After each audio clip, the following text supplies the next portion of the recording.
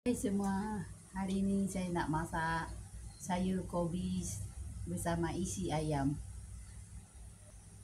Minyak sudah panas, kita masukkan bahan kita, bawang putih sama halia, cili hijau, bawang merah, tomato.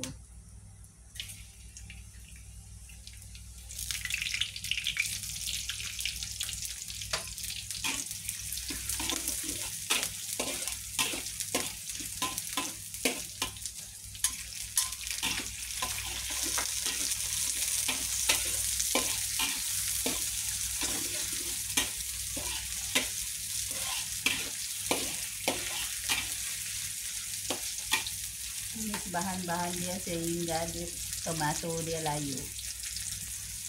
Lepas itu masukkan ayam yang kita sudah gaul dengan tepung jagung.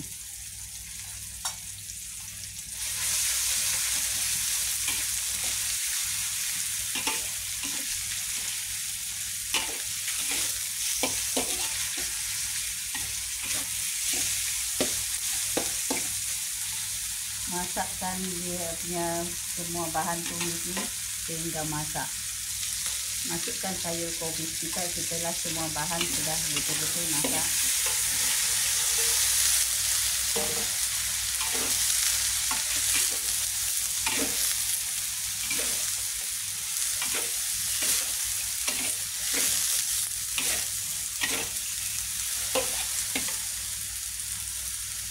Masukkan sedikit garam dan serbuk perasa.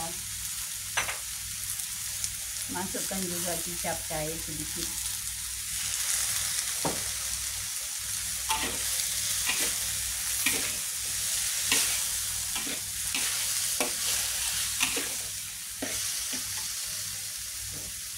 Masukkan sedikit air.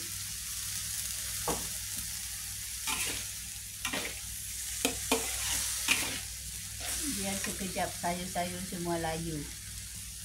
Masukkan sedikit serbuk lada surah.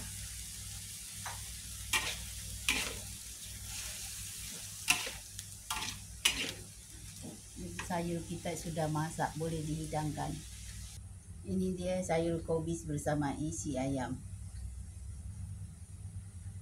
Terima kasih.